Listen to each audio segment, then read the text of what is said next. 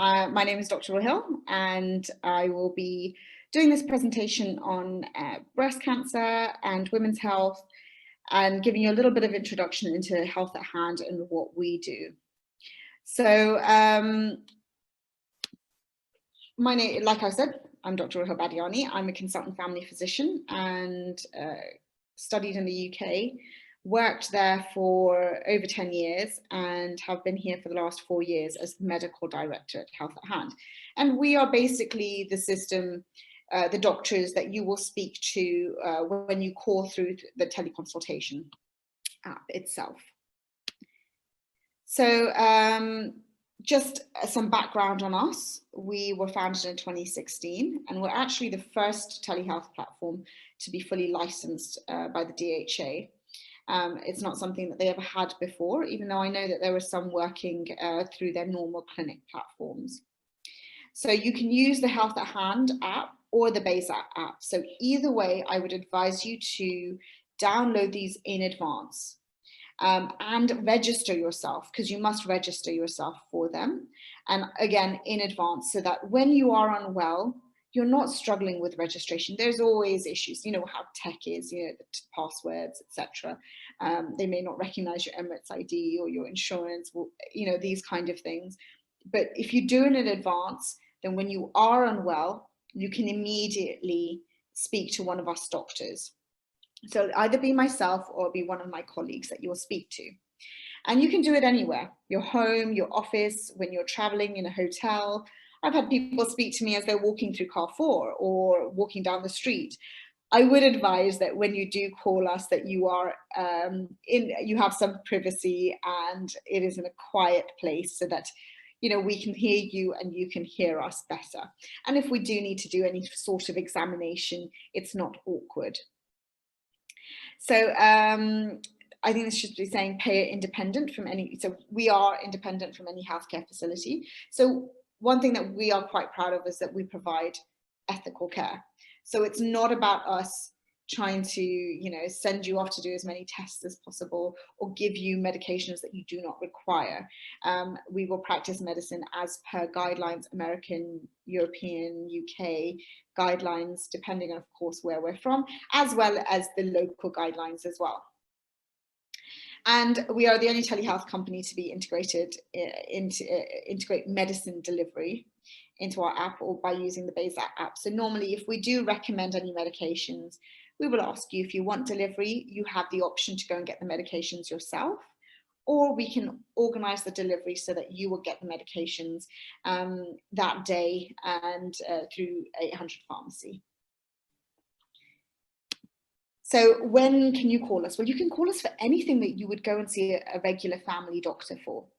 All of us are trained to see you from a very young age, from birth all the way up to the elderly age. At any point in time, you can give us a call.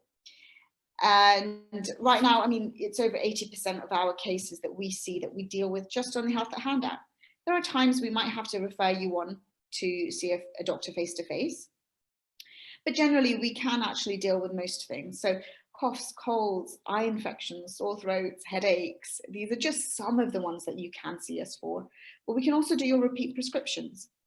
There are certain prescriptions that we can't do, which is the controlled and the semi-controlled medications.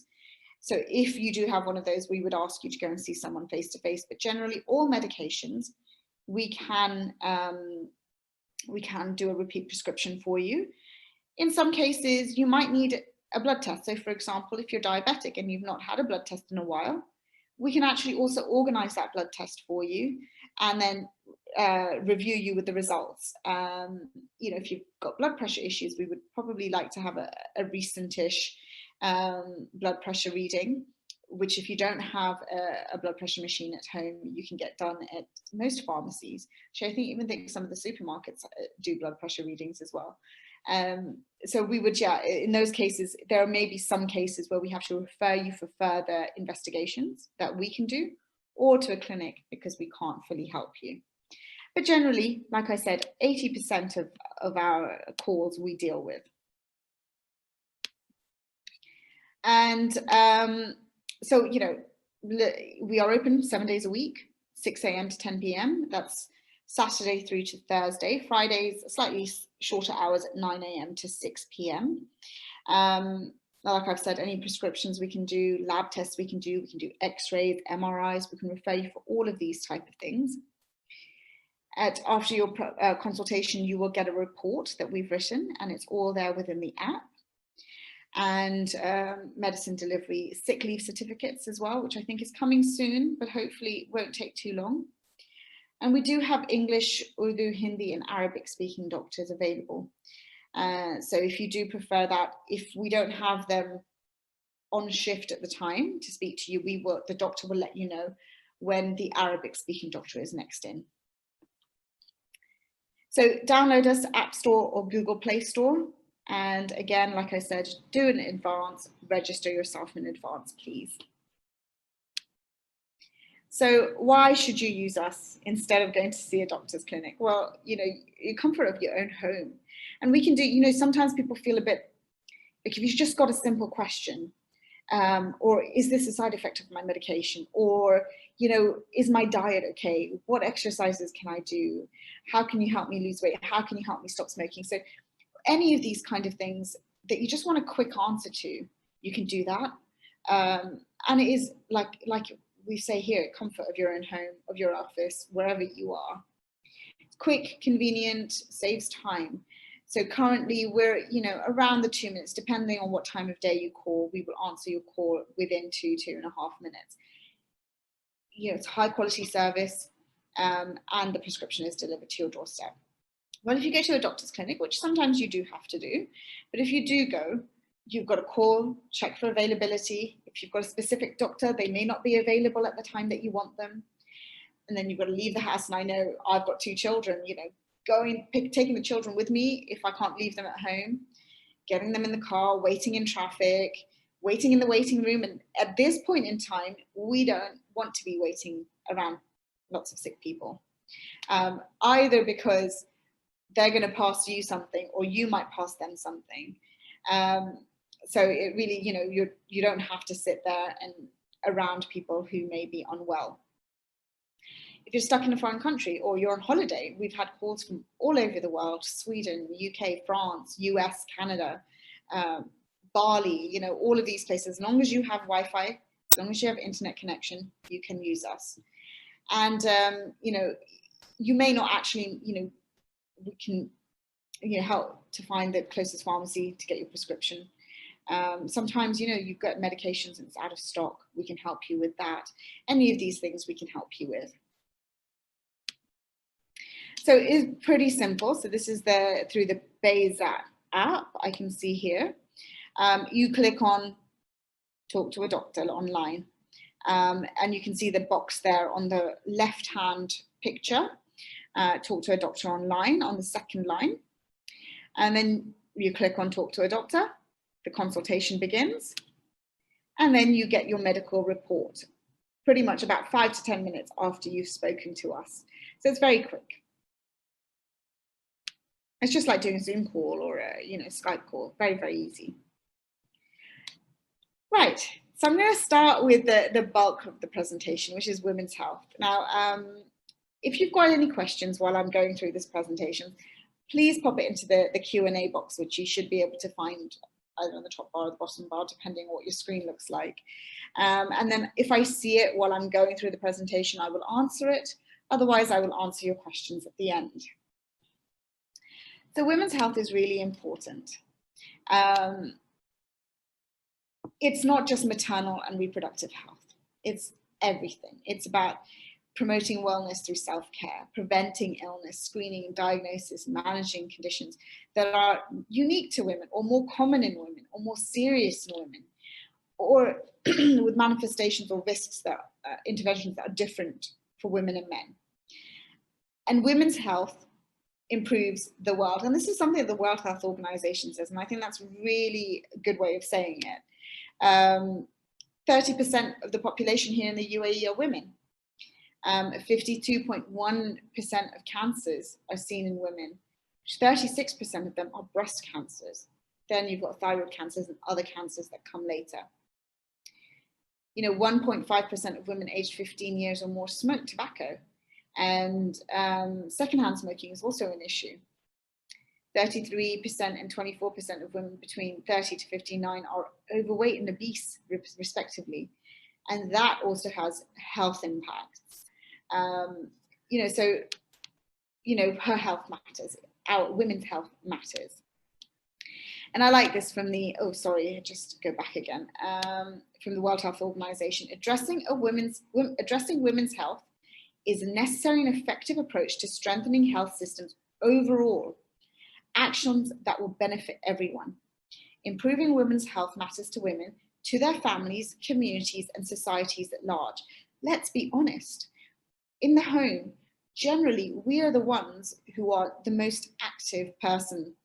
Our children are very reliant on us. I mean, I can just mention one time when I went to the UK for my sister's 40th birthday and left my kids with my husband. One of them decided to go and stay at my parents' place, and he sent her there without pajamas, without her, she has medications, without her medications, absolutely nothing. Well, of course, if I had been there, everything would have been given as should have been. And I mean, obviously we're not perfect, but you know, our whole family is very much reliant on us, and so that's why, you know, it affects the whole community, the whole society. So keeping our health is extremely important. So women and cancer. So cancer, breast cancer is most common, 15%. Then you have other cancers that come in that are less common, but breast cancer is there at the top. It is so important that we monitor ourselves, do our screenings, etc., to reduce that risk of breast cancer, or if you do have breast cancer, to catch it early enough. So, breast cancer, early diagnosis and risk reduction. 1 in 8 of us will be diagnosed with breast cancer.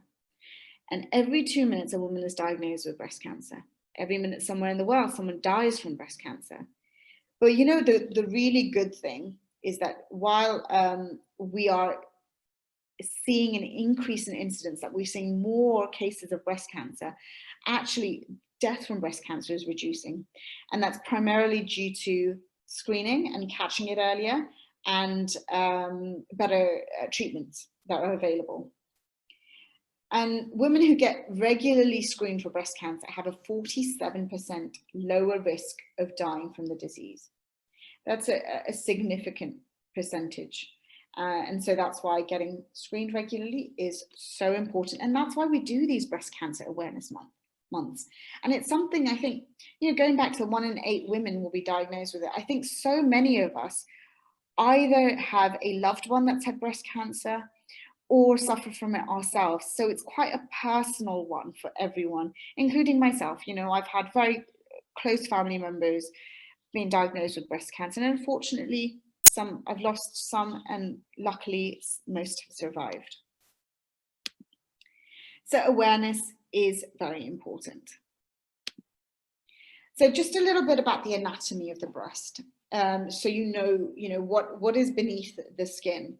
So you've got the breast that sits on top of the chest muscle, and each breast is made up of lobes, about 15 to 20 of them, and they contain smaller lobules, and these lobules are what produces milk, and it flows through the ducts from the lobules to the nipple so that we can feed our children. The nipple is the center area of the darker skin, which is the areola. So you've got areola and the nipple on top. And then between these lobules and ducts, you have fat basically filling the spaces. So yes, our breasts are just for feeding, just for milk producing. So what causes breast cancer? It's always caused by a genetic abnormality or a mistake in the genetic material. But about 5 to 10% are due to abnormal DNA that's inherited from the mother or father. So I think the most famous case of this is Angelina Jolie. She had a bilateral mastectomy and a hysterectomy. This is because her mother died from breast cancer at a very young age, and she had, I can't remember which one, but it was either the BRCA1 or 2, otherwise known as BRCA1 or 2 gene. So, so that's probably the most common, the most famous person that I know of that's had this genetic abnormality. So about 90% are due to genetic abnormalities that happened as a result of aging process. So you have the gene one that is passed down, but otherwise it's this mistake that happens due to, you know, wear and tear and life in general. And the way I think of why do breasts get cancers is we have a hormone, our hormone levels change. Every month we have these cycles, and as our hormones act upon our breast tissue, it's changing the breast tissue. It's getting the breast tissue ready to possibly get milk, to make milk. So it's this constant hormonal cycle that actually may cause some mistakes, and that's why breast tissue is so at risk of breast cancer. So there are different types of risk factors, modifiable and non-modifiable.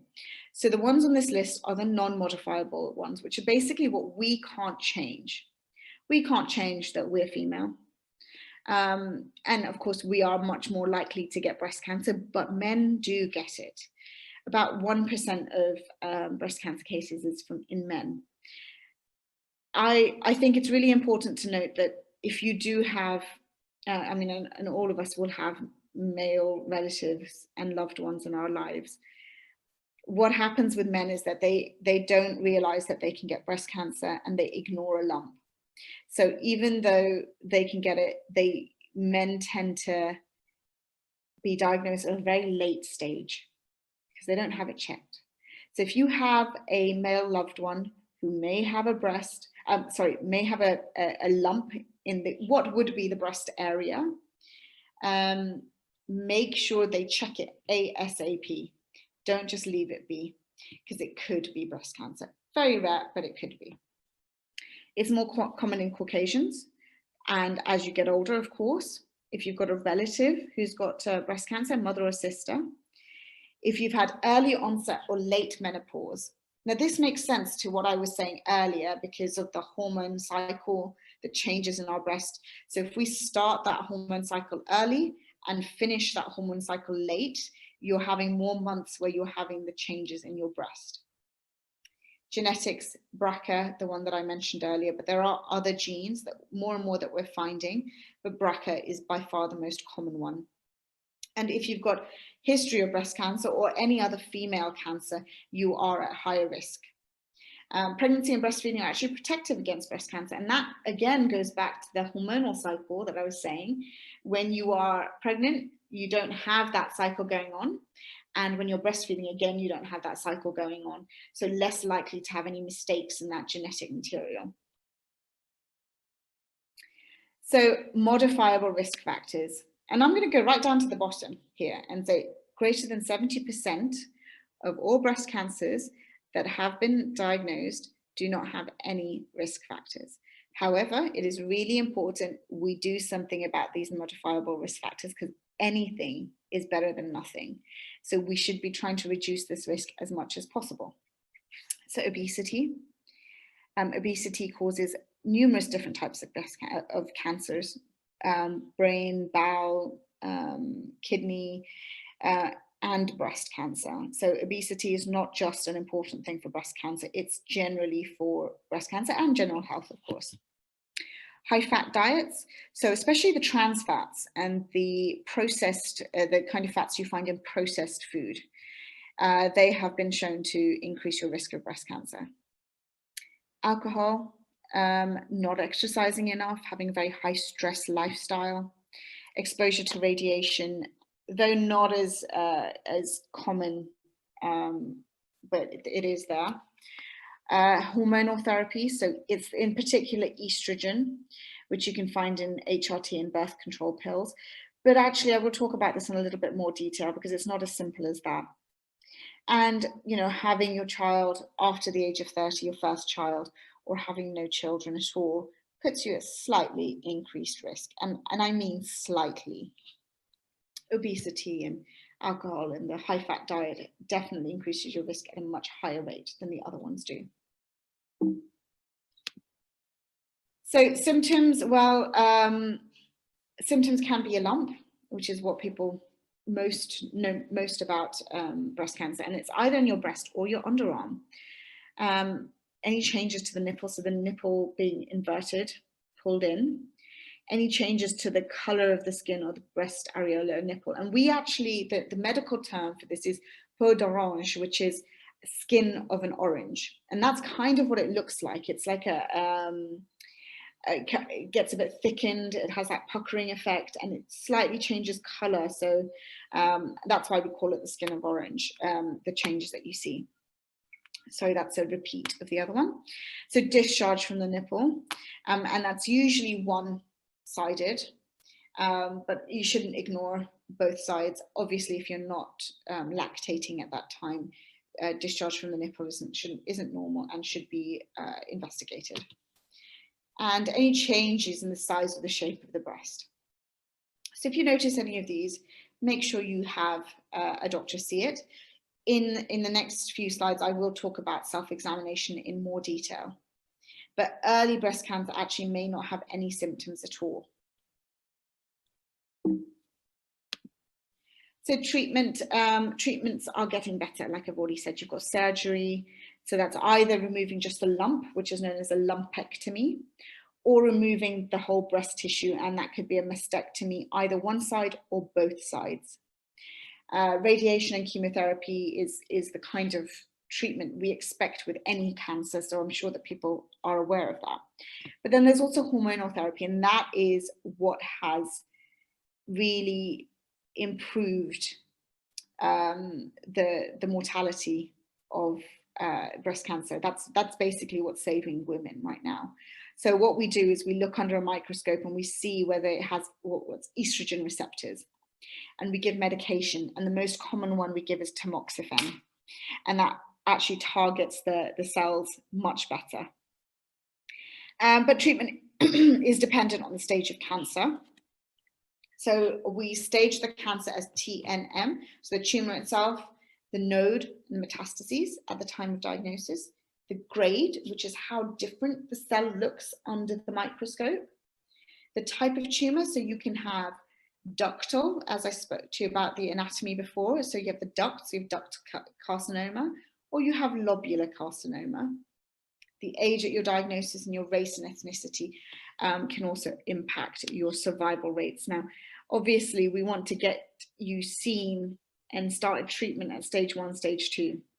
You're getting to stage 3, stage 4, and we don't want you there, because the survival rates reduce quite dramatically. So, and that's why we talk about screening and self-examination, because that's how we're going to catch it at that early stage.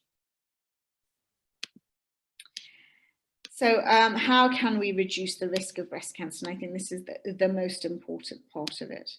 So what we do is a breast health plan, and it's made up of 3 things. Monthly self-examinations, clinical breast examinations, and mammograms. So the self-examination. So it's, you need to become familiar with your breasts. Breasts are naturally lumpy, and that's why we will always ask you to do it from the age of 20 onwards on a monthly basis. You must include the breast area as well as the underarm, and you may discover changes at an early point. Do it on a monthly basis, because again, going back to what I said earlier with the menstrual cycle and the effects it has on the breast tissue, depending on where you are in the cycle, your breast may be more lumpy or less lumpy. So, excuse me. For menstruating women, usually around day 5 to 7 of your menstrual cycle, you should be checking it. Day 1 is the day you start your period. Pregnant menopausal women, so just, you don't have regular periods or any periods, so same date each month. If you have issues with your periods, that you don't get them or they're constant, then again, same date each month, and examine all the breast tissues. So The way to do a breast examination. Now, before I even go on to this, if you ever, and I've had this a few times, actually, patients coming in to see me saying, please, can you teach me how to do a breast examination? And that you might actually find that if you are wanting to learn in more detail, go and see your doctor and they can actually go through it with you. But the best way to do this is 3 parts to it. Look in front of a mirror. Look at your breasts in the mirror. So this is, you need to know what your breasts look like normally. And so then you will notice any changes. If the breast has been pulled up a little or it's pulled down a little, your nipple seems to have moved a little, there's some puckering or some skin changes, and that's what you're looking for. Changes in your nipple as well. And then put your hands above your head and look at it. So both arms above your head, look in the mirror. What you find is if that you do have a lump, that it can change the way your breasts move when you move your arms. So again, you're looking at those abnormalities, and you will only know when it's abnormal if you know what your normal is. This is something we've been taught, us doctors, time and time again. When we're, for example, examining an ear, we have to look at 100 ears to know when we see an abnormal ear. So examine your breasts, know what your normal is. Lie down. So you're now going to be doing the physical examination. So when you actually use your hand to examine, lie down. So if you've got your left breast, put your left arm above your head, and you want to use the fingertip pads of your finger. These are the most sensitive parts of your hand. And I normally say start at your nipple. Women often forget to examine around their nipple or examine under the areola, and breast cancer can start there. So you need to start at the nipple and do small circular motions and move around in a circular way. So starting at the nipple and going round through the whole breast, feeling every part of the breast tissue. And then don't forget the underarm as well, and do the same kind of thing with the fingers in small circular motions to see if you can feel any lumps. And then it's a good idea to do this when you're standing up, and the best way actually is when you're in the shower. Exactly the same thing, but just standing up. And actually with a bit of soap on your fingers just makes it a bit easier to feel any lumps or any abnormalities that you might not feel with dry fingers. So that's how you should do it. Once a month between day 5 and day 7 of your period, or on the same day each month. So you can say the first of the month, every month. And again, if you look online, there's lots of information out there how to do a self-examination, or go and see your doctor who can go through it in more detail. Have a chat to one of us on the app. We have 2 female doctors, and we would happily go through this in more detail with you. And if neither of us are working on shift, the male doctors will let you know when we are working next. So clinical breast examination. So this is something that we do basically the same thing as you do. And we would say about every year for women over the age of 40. And then every 3 years for women between the ages of 20 to 40. And then if you are high risk, which I will discuss in more detail, maybe more frequent. But it's exactly the same as a self-examination. It's just done by one of us. So screening guidelines.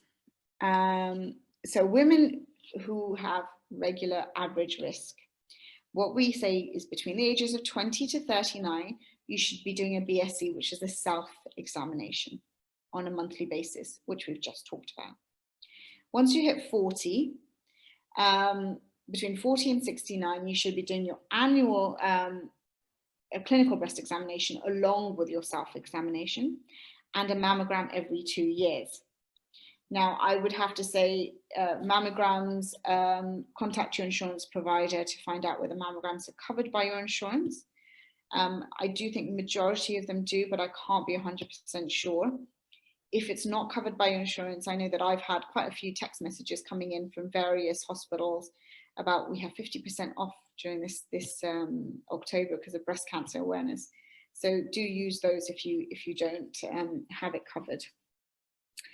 Women with increased or high risk, So if you're under the age of 25, and high risk really is if you've got one of those genetic abnormalities, if you've had a first degree member of your family, so that means your mother or your sister, if they have had breast cancer before the age of 50, then if you're under the age of 25, you've got to do your annual clinical monthly self-examination, and we may be referring you to a genetic counsellor just to have a look in more detail at your genes. If you're over the age of 25, the only thing we would add in there is the annual mammogram on a yearly basis, which may be with an MRI or without an MRI, with an ultrasound scan. It just depends on your breast tissue. Sometimes with mammograms, the breast tissue in young women can be quite dense, and so we can struggle to see any abnormalities.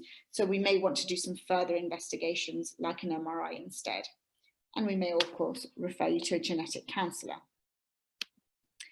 So high risk, going back into that, so whether you've had a past history of breast cancer, first degree relative with a breast cancer before the age of 50, first degree relative with a gene mutation, or exposure to chest radiation before the age of 30. And I'm not talking about the odd X-ray, chest X-ray, or the odd CT scan that you may have had.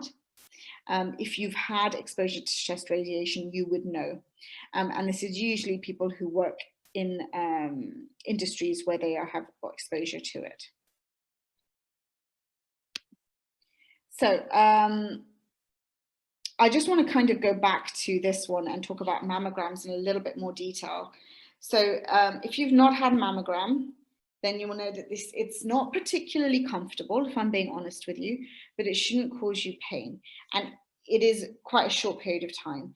And what they do is it's simply an X-ray of the breast tissue, and they will put your breast between two plates. And the uncomfortable part of it is because they've got to put it quite tight. And then they will do an X-ray horizontally and then vertically, and see your breast tissue from both sides. And that's how a mammogram is done. And like I said, it is basically an X-ray. So going back to risk factors, and we talked about these modifiable risk factors, obesity, exercise, not having children, not breastfeeding, alcohol, HRT. These are all modifiable risk factors. So what I want you to do is I want you to be looking at your diet. It should be low in fat, processed food, red meat, but rich in whole foods, fruits and vegetables. When going back to the low fat, of course, there's good fats and bad fats. So we're looking at reducing the trans fat, actually having no trans fats, which is in processed food. And saturated fats should be in moderation. Saturated fats are, for example, in dairy products, full fat dairy products, coconut oil, some processed foods as well. Again, processed food, take that out. But the coconut oil, butter, those kind of things are not strictly bad for you, but they should be taken in moderation. Physical activity at least 150 minutes a week. Weight loss, good amounts of sleep. Hormones. Now, this is something that so the contraceptive pill there are different types of it. So the ones that will increase your risk of breast cancer are the ones that have got high doses of estrogen in them.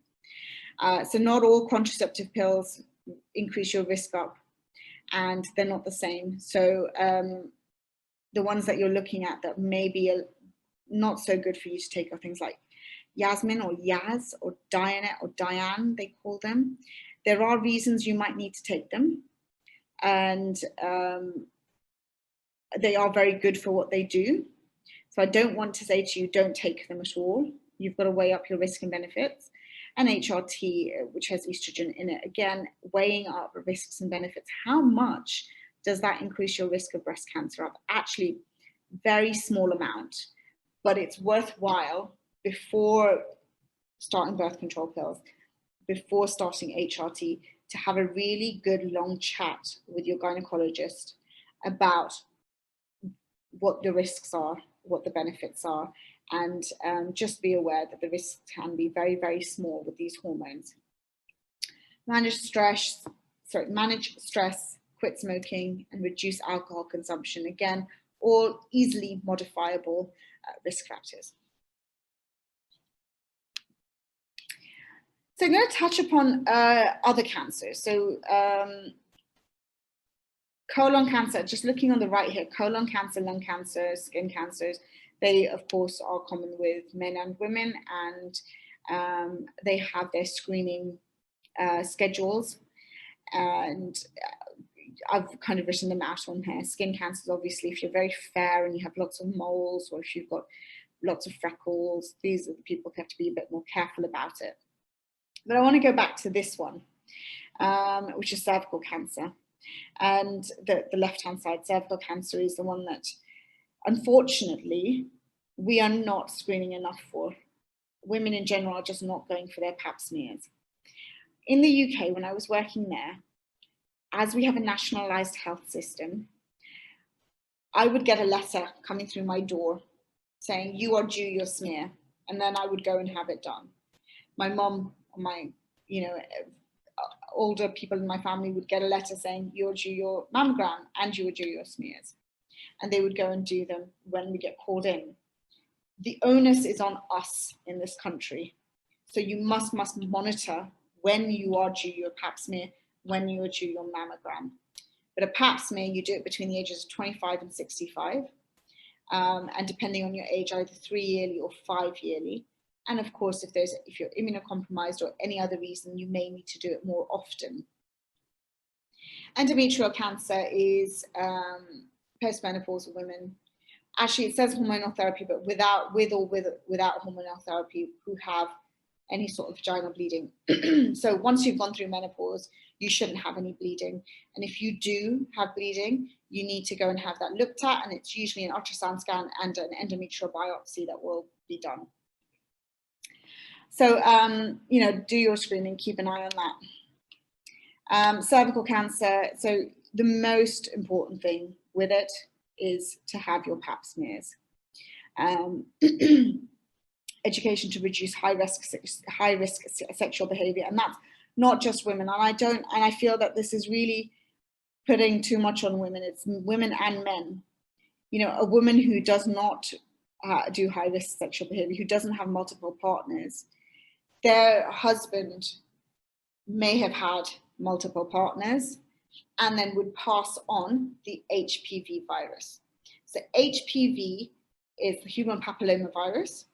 It has been shown to play a huge role in cancer of the cervix. And this is why we do the HPV vaccine. And males and females can get it. Start at the ages of 11 to 12, up to the age of 26. After that, it doesn't work so well. But I will be giving my children the HPV vaccine because it reduces the risk of cancer of the cervix. It actually also reduces the risk of certain other cancers, like penile cancer in boys, in men. So regardless of the controversy about the HPV vaccine, I don't care. If I'm being honest with you, I don't care. I will do anything in my power to reduce the risks of my children getting cancer, and I will be giving the HPV vaccine. So there are preventative measures that you can do to reduce your risk of cervical cancer as well. So I'm going to just touch upon hormones and the effect it has on us. We are, as women, we do suffer with hormones, and there's a few things that hormones can affect you. So in the reproductive years, you may get PMS, which is quite common. Headaches, mood changes, cramps, diarrhea, breast tenderness. These are all types of symptoms. You can maybe even get migraines. I have seen patients who are completely bedridden before their period and during their period because of PMS or PMT, depends on which country you get this from. Excuse me. So studies have been done. So those women who get PMS, what is it about them that's causing this? But actually what they found is that women who do suffer with this do not have abnormal hormone levels. it may be how the body reacts to this hormone that is different from women to women. And we all, like, it is one of these things that any hormone you give to any woman, what works for one woman may not work for another woman. And that is very well known. So just because you are suffering from PMS doesn't mean that you've got anything wrong with your hormone levels. In fact, it's the opposite. Your hormone levels are probably normal. Lots of treatments that you can do, medications, lifestyle changes, vitamin supplements, and these kind of things, but evidence is limited or lacking in these kind of herbal remedy and vitamin supplements, but generally they can be quite safe. Evening primrose oil is one that I often do. It's one of these ones for breast tenderness that actually has been shown to have some benefit, and acupuncture as well. So lots of treatment options. Definitely worthwhile having a chat with one of us or your gynecologist to talk about PMS if you are suffering from it badly. Now, the other one is PCOS. PCOS, I guess a lot of women know about polycystic ovarian syndrome, and it is a syndrome. So you have to have 2 or 3 of the things that are on that symptom list. So you've got the infertility, trouble conceiving, mood changes, acne, excessive hair growth, weight gain. With these symptoms, you must also have the ovarian cysts, and these are little tiny cysts, or we call them follicles, over the ovaries, and you have to have multiple cysts on the ovaries. So lots of different symptoms, and not all women would have all of them. In fact, most women will have 1 or 2, maybe 3 of them. How is PCOS treated? It depends on what your problem is and how it's treated. So generally, you'd want to have a diet. You want to be losing weight and exercising. I have found that women with PCOS struggle to lose weight regardless of how much exercise or dieting they do. But the main thing that helps women with PCOS is reducing sugar. Sugar is, you remove sugar from the diet, and actually you find that these women do lose weight better. If you're finding that irregular periods is your main issue, you can use the birth control pill. Metformin as well helps with the insulin resistance, because that's one of the problems with PCOS. It's related to insulin resistance and a higher risk of diabetes later on in life. If acne is your problem, acne medication, including birth control pills. If hair growth, abnormal hair growth is your problem, medications for that. So that can be the contraceptive pills that I discussed earlier, like Yasmin, Yaz, or Dianet, or Diane. Those ones are really good for the acne and the hair growth, along with other types of medications like spironolactone, which are basically what we call anti-androgenic, so anti-testosterone medications. And so it really depends on what you want. If it is that you have trouble conceiving and you want to have a baby, rest assured, with a little bit of help, many women will be successful in having children. I think one of the most famous women who has PCOS is Victoria Beckham, and she's got 4 children, I think, now. So there is help in that case. We'll give you medications to stimulate egg production, and then you've got IVF, etc., to help you out. And fertility treatment in this country is absolutely fabulous, very good. So yes, all depends on what your problem is how PCOS is treated.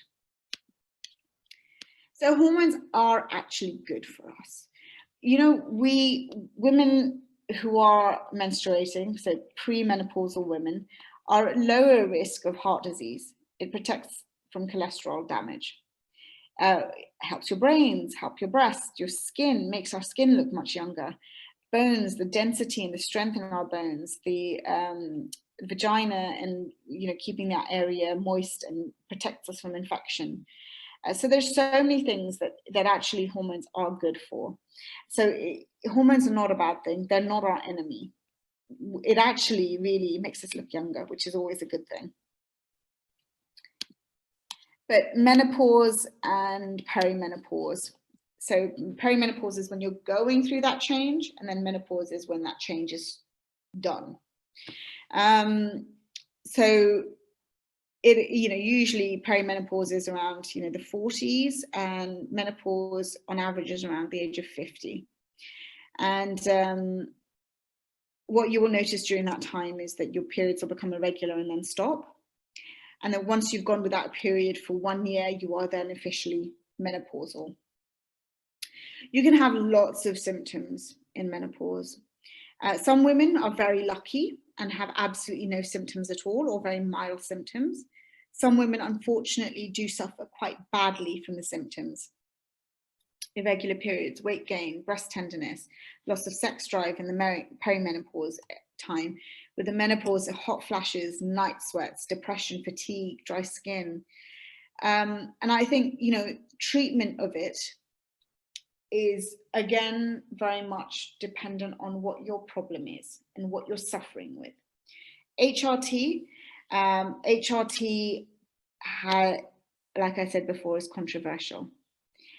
You must weigh your risks and benefits. Look, if you're 30 years old and you're going through menopause at that time, well, HRT is essential. But if you're at the age of 50 and you're going through menopause at like the normal time, well, it may not be essential, and you must weigh your risks and benefits. So the risks are the cancers, and the benefits are maintaining the strong bones, the heart, the liver, etc. And that isn't a simple, it's not a simple do it, don't do it. It actually involves, like I would, when I was in the UK and I would talk to women about HRT and whether they need to start it, I would book them double appointments. So I would have a long time and we would go through everything, because if you're going to start something like this, you need to be fully aware of what your risks are, what your benefits are. But one hormonal therapy which has been shown to have little to no risk is vaginal estrogen. So if you are finding that the vaginal area is very dry, vaginal estrogen is an excellent way to treat it. Antidepressants and gabapentin, which is a type of medication that we use for certain epilepsies.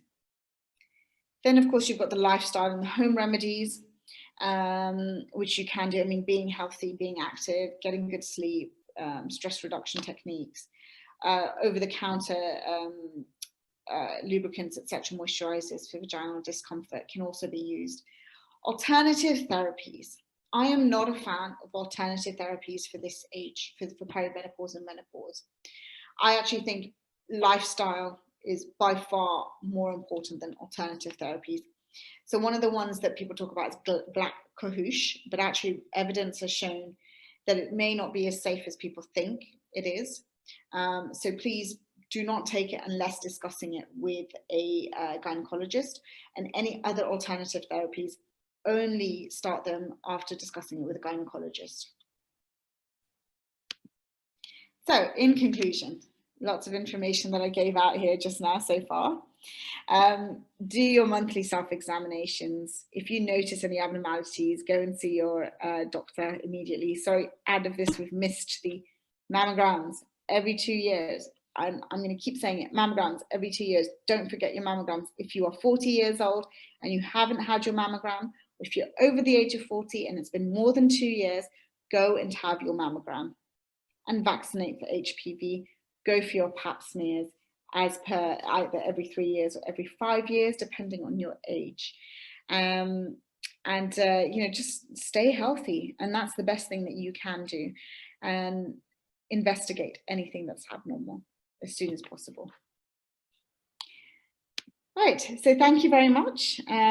Please do put in any questions you might have in the Q&A section while I'm waiting for you to answer, to put any questions you might have. I'll just remind you that please download the app, so either the Health at Hand or the Bayzat app from the App Store and Google Play, and download it in advance, register yourself in advance, so that when you do require somebody to help you, we can speak to you very quickly without any issues.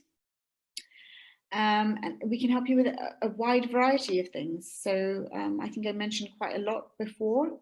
But anything you would go and see a normal doctor for, you can, a clinic doctor for, you can speak to us about.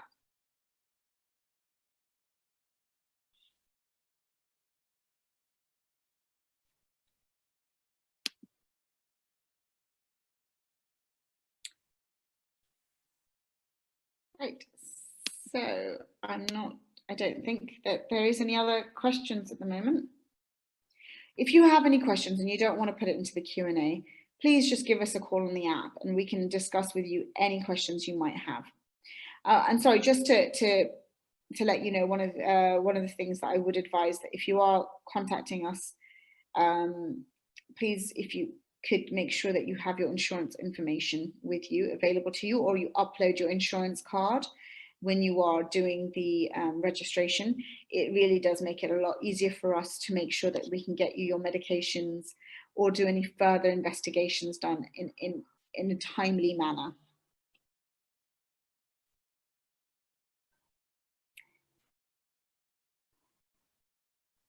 Right, so thank you all.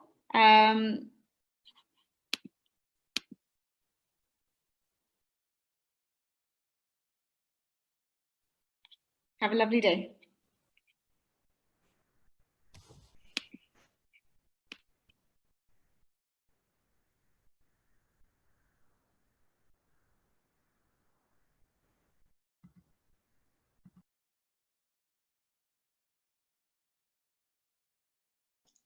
Thank you all for joining us, and hopefully we will be having more of these every quarter. Have a wonderful day, everyone.